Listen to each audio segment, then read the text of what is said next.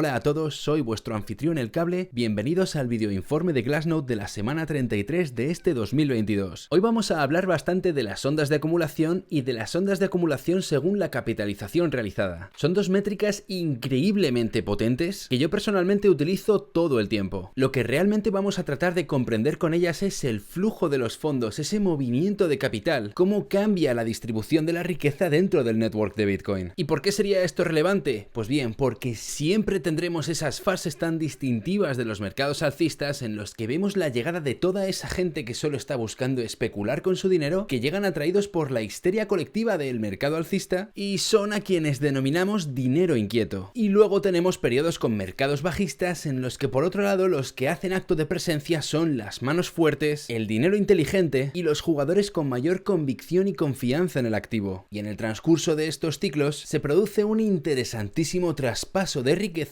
de unos grupos inversores a otros, y las ondas de acumulación son una impresionante herramienta para visualizar cómo se producen estos cambios y qué efectos tienen. Como decía, se ha producido una reorganización de la estructura de Bitcoin como elemento de propiedad. Es una importantísima parte de lo que significa un mercado bajista y por esto mismo tardan tanto tiempo en desarrollarse, porque las monedas tienen que pasar de unas manos a otras hasta que eventualmente terminan en la cartera de un hodler que se niega a cedérsela a nadie más. Y es esta clase de inversor quien cuando se hace con una moneda la retira del mercado. Lo que hemos presenciado en el transcurso de mayo y junio son dos eventos de capitulación muy significativos. Primero tuvimos el colapso de Luna y más tarde una purga casi definitiva cuando Bitcoin perforó el máximo histórico del anterior ciclo de mercado de $20.000 que establecimos en el 2017. Y claro, no quiere decir que esa haya sido la última limpieza del mercado, la capitulación final. Es muy probable que sigamos viendo más de estas. Por ejemplo, marzo del 2020 fue una capitulación final muy severa que se produjo casi un año después, en realidad más de un año después, de que tuviésemos esa última purga en noviembre del 2018. Son fases que siempre tardan bastante en ser digeridas por completo, pero ahora que por lo menos se han calmado un poco los humos, podemos regresar al campo de batalla y ver cómo han quedado las cosas. Es decir, de dónde han salido esas monedas, a dónde han ido a parar y cuál es el estado actual del mercado. Así que le vamos a echar un vistazo a esa macro tendencia que encontramos en la maduración monetaria, enfocándolo además desde el punto de vista de los inversores a corto plazo y de los inversores a largo plazo, para agregar una terminología jugosa y entendible, además por supuesto de trabajar dentro de un marco probabilístico dentro de la ciencia estadística que manejamos. Y todo ello lo hacemos para adoptar una visión realista y empírica de la nueva distribución de la riqueza. Lo vamos a atajar además desde dos ángulos. El primero, denominado en términos de BTC, es decir, cuántas monedas albergan cada franja de edad, y el segundo es el elemento en dólares americanos, o dicho de otra manera, cuánto dinero hay invertido en base a la última vez que se movió esa moneda por el network. Y a medida que avancemos, la distinción entre uno y otro quedará muy clara. Y antes de seguir, este es nuestro tercer vídeo, por lo que aún tenemos que demostrar que este contenido le interesa a la comunidad para seguir produciéndolo. Así que si estás de acuerdo, suscríbete y danos un like para que el canal pueda expandirse y llegar a más gente, y que juntos podamos utilizar y desarrollar estas métricas cada vez mejor para entender entre todos qué está pasando realmente bajo el capó.